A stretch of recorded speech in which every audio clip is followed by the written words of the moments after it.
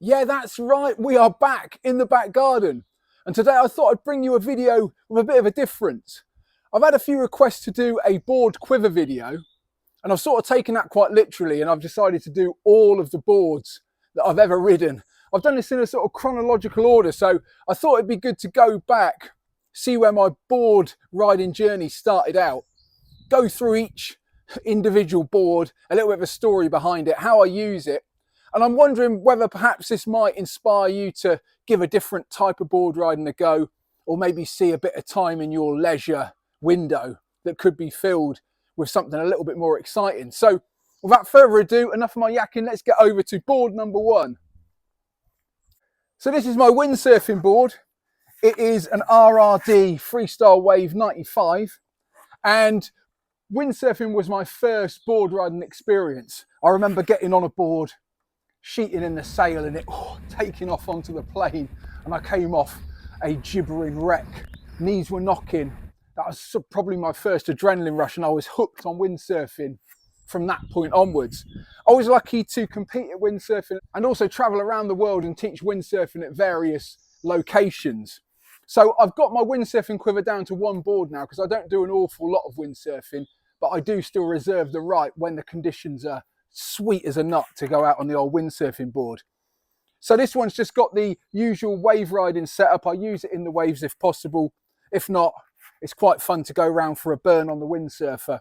And I'd say I'd probably go windsurfing once or twice every summer, but the conditions have to be just right. I'm a little bit picky because I've been windsurfing since the mid-80s. And there should be a picture of me somewhere riding the first ever type of windsurfer, which had no battens in the sails, no foot straps on the board, just a big long plank. Oh my gosh. Right, on to the next thing. As I started becoming a bit more advanced at the windsurfing, I wanted to take the windsurfer into waves, and that took me to locations with waves, and it wasn't always windy, so there was an option to learn to surfboard ride. So I got into riding the old surfboard, and there's a various few here. I've managed to slim my quiver down, but I do tend to go surfing quite a lot because I live in Cornwall and the waves get quite good here. So I think the first surfboard I ever got would be something akin to this guy here. This is the Foamy, and it's about 7 foot long. I got this one to teach the nippers to surf on, but I'm not going to lie to you, it's a lot of fun to steal a few waves after the nippers surf lesson is done. So in the summer especially, I'll nip out on this guy. And this is the Magic Carpet Foamy. It's yellow on the bottom, it's blue on the top. You don't need to know much more than that. I then progressed down to riding the short board, and this is where it was at for me. So I got this board in Australia, the Aloha 6 foot, and this is just a pretty regular looking surfboard. Deck pad on the back, 3 fins. All those fins have been knocked out at one point or another on reef in various places that I probably shouldn't have been surfing. Now the next thing I wanted to do was get a bit more out of my leisure time, so I got hold of the stand-up paddleboard. Now this is somewhere in between a windsurfer and a surfboard. Don't judge me, there's a lot of stigma between surfers and paddleboard surfers. I'm not too fussed, I tend to just do the thing that is the most fun for the conditions, and the paddleboard riding really filled a big gap because it's possible to go out on this guy in no waves at all and just have a lovely old sort of forage around for wildlife and take a look at the vista. It's also quite good, gets the heart rate up and you're in that position. But this guy is quite big, it's 9'8". I got this right back in the day when the stand-up paddleboards started coming out. Got a Gucci carbon paddle that I constantly snap. Really should get an aluminium one. A bit of a theme between all these boards is anything that's a bit too nice and a bit too Gucci and a bit too carbon, I will break and snap. So I've downgraded quite a lot of things. This guy's got the full deck grip. Oh my gosh, it's got the handle for carrying. And you can take this out in the waves, but it tends to raise an eyebrow with the other surfers. So I tend to avoid that. I do enjoy the standard prone surfing a lot more. But when the needs must, the paddleboard can come out. And the next board is the Malibu. This is a 9'1" Malibu that I got in Australia. I think it actually technically belongs to the wife, but I tend to pretend it doesn't. And this guy is amazing for the smaller days. And also I find the longboard riding is a different style, a bit more chilled, a bit more about sort of throwing a shape, holding a position rather than trying to slash around on the short board. So that again opens up another load of conditions within the surfing world. So I was finding that between the windsurfer when it was windy, hopefully with waves, if there was no wind, get out on one of the surf craft. If there was no wind and no waves, then it was get out on the stand-up paddleboard. But the problem was the windsurfer only really gets going in quite a lot of wind, and it's really unfun when there's not enough wind. So that left a bit of a hole in the quiver for a kite surfer. So the next board up is my kite surfing board. And I started out kite surfing on a standard looking surfboard like this. This is what was available in about 1999. This is a more modern version of what I started on, but I like to surf with no straps on the kite surfer. So just pretty much like a tow-in surfer would. Literally use the kite to tow yourself into a wave and then just let the kite flap around there and do some regular surfing. This has got the 4-fin setup for a bit of speed. And you can actually surf this guy. I'm a little bit too big to surf it, but a smaller person could definitely just use this as a surfboard. And this was designed as a bit of a hybrid. It's got the stringers in it that give it a little bit more strength for the kiteboarding, but this guy has been through the wars. It's had the nose knocked off numerous times. With a kite surfer, it's quite easy to get dragged off the front and then the knee can hit the nose and oh my gosh, that's the end of that. Next to it is the more regular looking kiteboard. So this is the twin tip kiteboard, and this is the one that I graduated onto pretty quickly. This has got the advantage of having straps on it so you can boost a little bit of air. And this sort of bridges the gap between wakeboarding and kite surfing. So with this one, the wakeboarding influence started to come in and it was possible to do wakeboarding style moves with the kite. And obviously using the kite is a bit more eco-friendly and also a little bit cheaper. We'll come on to the wakeboarding in a minute, but that's definitely a good way to burn a few £20 notes. So this guy's got the eye graphic on that I really like. Really simple. It's got the same fin on every edge, so you can ride toe side or heel side, ride switch and ride normal. And I think this is probably one of the reasons that I find riding backwards fakie a little bit easier on a skateboard, because I've spent an awful lot of time not really thinking about my stance. On the kite, it pulls you up one way, and then to go back the other way, you literally go back the other way. You can ride in the same stance all the time, but once you get used to it, it's fairly easy just to switch around and nip back. So that is the RRD Poison kiteboard. It says limited edition, but I'd imagine it was limited to the amount they could sell. It's often the way with limited edition. So next up is the wakeboard. Now this was another way to bridge the gap between wind and no wind. Obviously we've got the windsurfer, high wind. We've got the kite surfer, which is medium wind. You can take it a bit into the high wind, but it gets proper scary. And you can use it quite low down in the wind range. I'm going to come on to a trick that got me going out in virtually no wind at all on the kite surfer in a minute. But this is the wakeboard. This guy's finless because I used to ride this in the wake park. And you can see on the bottom there's a little bit of chafing where I used to go up the kicker ramps. And this has got no fins, so you can go up the kicker ramps. And then it's got the boot bindings to hold you in. And I really enjoyed the wakeboarding. It was a shame that the YouTube wasn't really much of a thing, because I could have started a learning to wakeboard channel and it would have been very similar to the skateboard and it would have been very emotional. Some of the crashes I had on the wakeboard were ridiculous. I managed to perforate an eardrum. I managed to fall off so hard that my eyelids got reversed round the other way. Oh my gosh.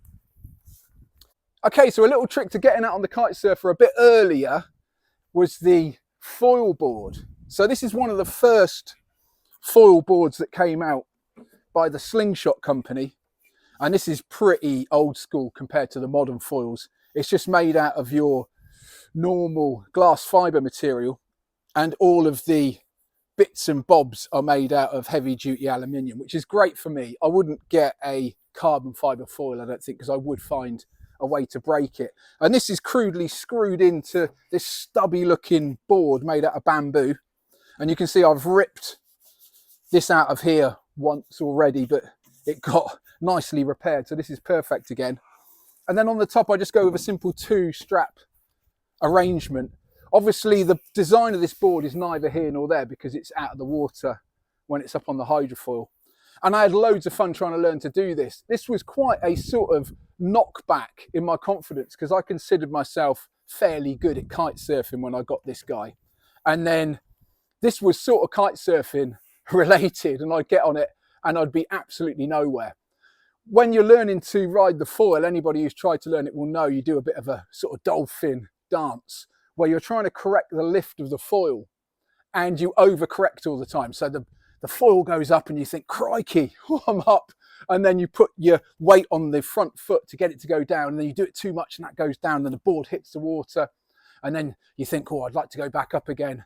And you continue the process until eventually I found I got enough finesse in my foot weight positions to keep the board nicely foiling.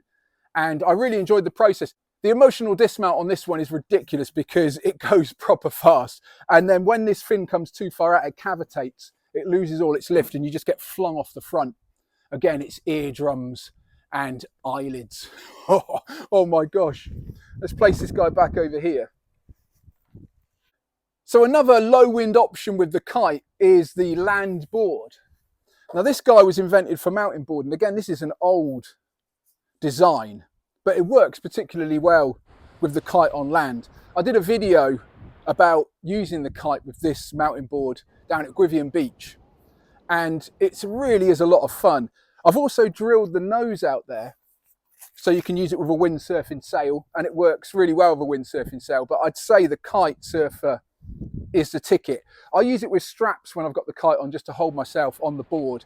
It allows me to do small aerials and stuff, but when I put the windsurf sail on, I get rid of the straps just so that I can move my feet around on the top of the deck willy-nilly with gay abandon. Okay, so that brings us into the skateboarding section. Now, skateboarding came late for me, but I did get a longboard skateboard back in the day just for transportation down to the surf break in Australia.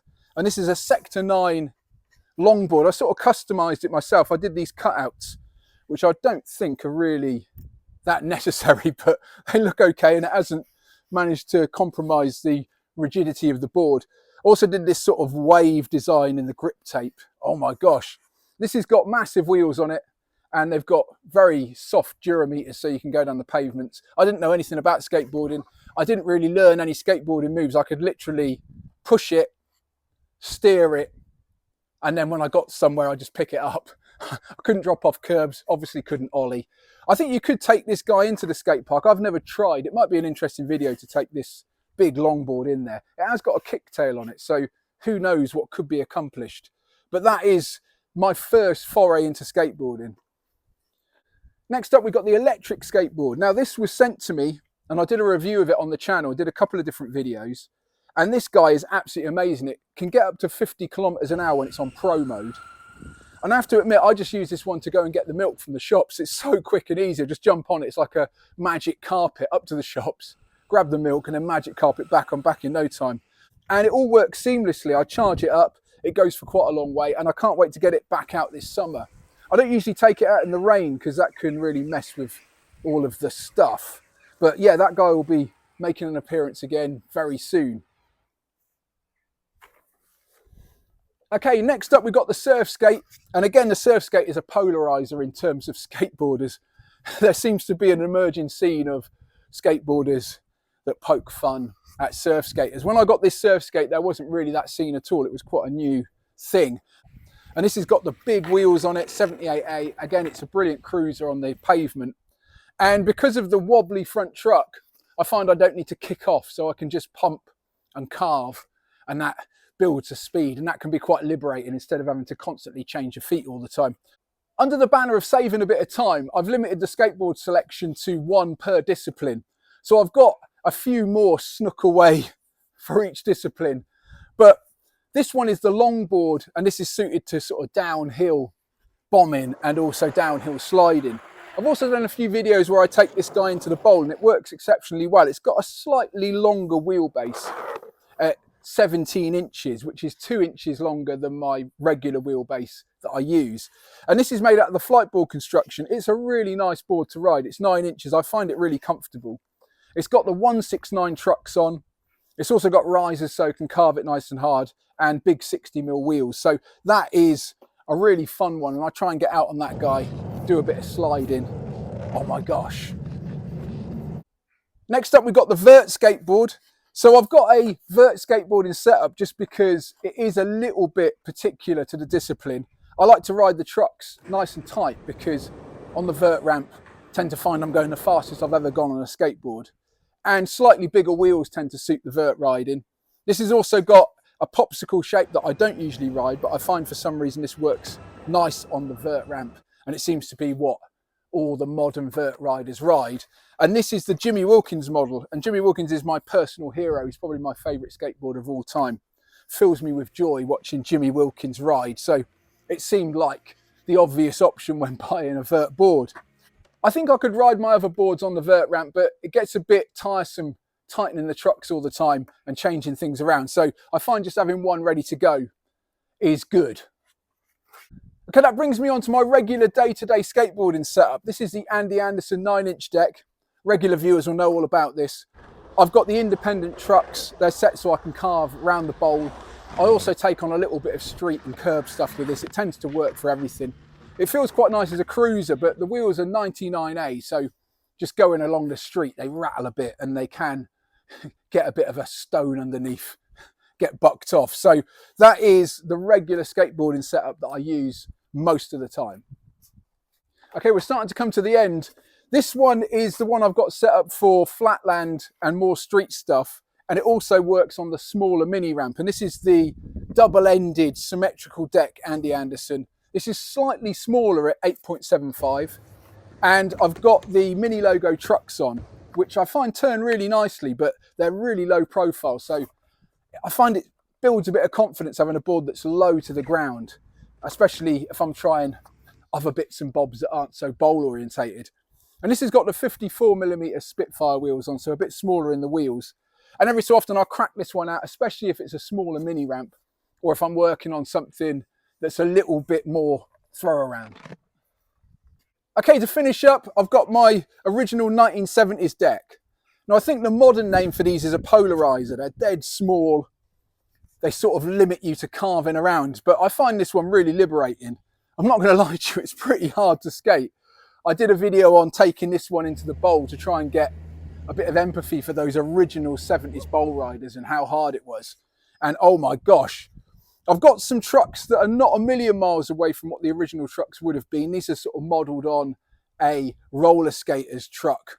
They come off of a penny skateboard, and I have to say they're pretty good in terms of how they operate, considering the price of the board. I just took the penny board and recycled that. But that is the Pro-Am Pure Gold. And there's a few videos on the channel of me testing this one out. I think I take it on the mini ramp at one point. Definitely take it in the deep bowl. Well, that's enough of my yakking. I hope you enjoyed this video. That's all of the different boards I've ridden over the years, the reason that I ride them, and hopefully you get an idea of where they fit in the window of leisure time. I found as I got the kids and the wife and the work going that the leisure time is shrunk. So I can't be picky and just do the windsurfing because I'd end up never doing any leisure. Each one has its own little pocket. So we've got the high wind, we've got the no wind, we've got the low wind, we've got the medium wind options, we've got the big, small, medium wave options, we've got the still water options, we've got the skateboarding options, flatland, bowls, transition. So hopefully any given day in Cornwall, there will be something amongst all of this that will get me frothing, get me excited to get out there and get the stoke up. I have to say that most of my time recently has been devoted towards skateboarding because I've found that every time I've gone on a different craft, I've wondered afterwards whether I would have had a better time on the skateboard. But now my skateboarding's got into a little bit of a stagnation. I'm finding that, whoa, with this summer coming, the sun's out, I'm going to be probably pottering around on more of this stuff. So I might make a few videos on some sessions on this. I'd love to hear about your quiver in the comments below. And I'd love to hear about what you get out on and a bit of a history about how you started, whether you came into skateboarding from other sports or whether you started on a skateboard and then got into other sports. If you're new to the channel, feel free to hit subscribe. My name's been John Bishop and I'll see you next time.